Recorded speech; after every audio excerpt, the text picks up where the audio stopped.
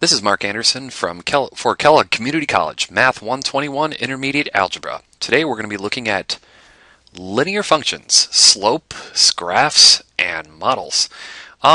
We're going to take a look first at the slope-intercept form. The slope-intercept form is y equals mx plus b. Now, that slope-intercept form, the m is going to be for the slope. It's how the graph is moving up, down, or straight from left to right. And b is going to be the y-intercept. Every line that's continuous with the slope-intercept form is going to cross the y-axis in one place or another. So this is the y-intercept.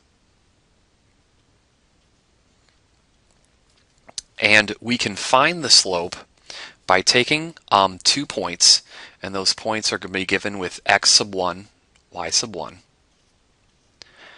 and x sub 2, y sub 2. And we're going to give these 2 points, they have 2 locations, plug them into this equation. Y sub 2 minus y sub 1 over x sub 2 minus x sub 1. Now, it doesn't really matter which order we subtract the y's and the x's as long as we can keep them in the same order. For example, we could have also rewritten this as y sub 1 minus y sub 2 and x sub 1 minus x sub 2. We just want you to make sure that you keep these dots in order when you subtract them, and you will get the right distance between your slope. Now, on the graph, when you have a line that's moving up, the difference between those 2 points is the difference in the y, or y minus y, and the difference in the x, or x minus x. This is also known as delta y, that should be a triangle there, the change in y, over the change in x. So you may see the slope equation written as delta y over delta x in your higher level math classes. Now let's practice putting this into let's practice by making some graphs on this giant table here, or graph I should say. Okay, that fits in pretty nicely. Alright, so now let's do the slope and the y-intercept for each of these lines. Okay, first thing we're going to do is we're going to take a look at this line, and let's pick blue here for our color. And we will now take a look at the slope. The slope is 3 over 1. This is the rise over run. Slope is given with the change in y over the change in x. So this is going to move up 3 over 1. And we're always going to move to the right because this bottom number will always be positive. And this is the start, negative 2. So we're going to put my dot right there. We're going to move up 3 over 1. So from this dot, we're going to move up 1, 2, 3, and over 1. You can also use the substitution method, which if you plug in a value for x, 3 times 1 is 3, minus 2 is 1. We're going to use the substitution method to see where it lines up with the 2 on the x. So 3 times 2 is 6, minus 2 is 4. And from there, we have a straight line that connects those dots. And I'm going to add some more dots with a slope of positive 3, just so you can see that, and I'll draw a straight line, or I'll attempt to draw a straight line. Here we go. Now let's change colors and move to the next equation. The next equation is going to be green. This is our h of x, our second function. Alright, now this slope is going to be negative 1 over 1. So this line moves down 1 and to the right 1. Since the bottom number is always positive, we'll move to the right. And we're going to start at 3, 1, 2, 3, and move down 1 over 1. Down 1 over 1. And now let's substitute a 3 in for the x to see if we get 0. Negative 3 plus 3 is 0, so our slope is matching our function. So whether you decide to use the slope function or your graphing calculator, this will give you the examples there. I'm going to put some more dots here since it's not taking any time at all. And again, trying to draw a straight line with the stylus. A little tougher than you'd think. Okay, let's choose, let's go with red for this function here. You'll find that actually graphing functions with fractions in them is kind of easy this way, because the start is 5, and this moves down 2, right 3. The negative actually only applies to one but not both of these, because if it was applying to both, then it'd be a positive number. Negative 2 over negative 3 is simplified to a positive 2/3. So this is moving down 2 over 3. Down 2 over 3. So if I decided to substitute to see if this would work, I could plug in a number like 9. Negative 2/3 times 9 plus 5. Now, 2/3 times 9.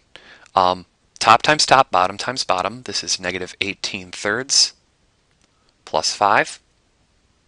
And then if I go negative 18/3, that's going to simplify down to negative 6 plus 5.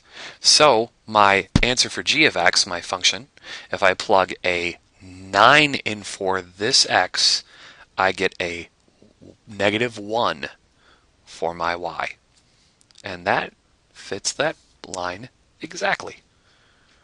All right, lots of different ways to do these problems, and now I'm going to draw my kind of weird line. All right, let's go to my fourth color here. Let's see, I'm going to choose, let's try black. All right, now from here, my start is at negative 5. I'm going to go up 1, right 5, up 1, right 5, and you can test let's test by plugging in negative 10 in for this. So 1/5 times negative 10 minus 5. You can use a simplifying technique here to make that a 2. Negative 2 minus 5 is negative 7. So at negative 10, I'm at negative 7. There we go. Whoa!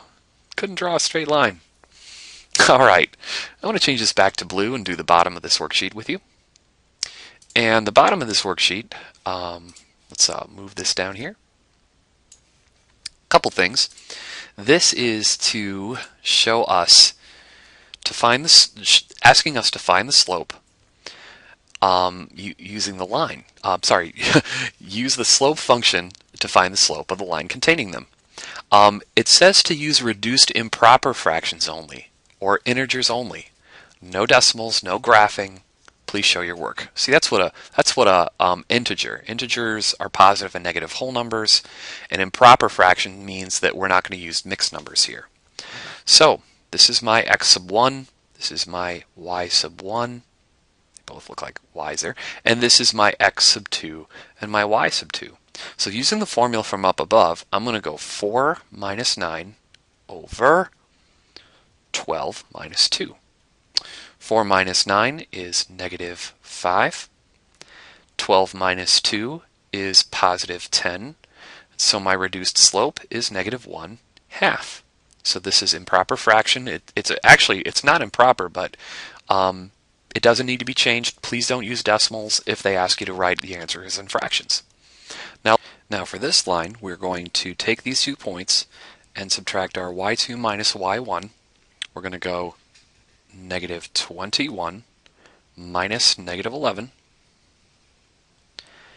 And then we're going to go negative 8 minus negative 5.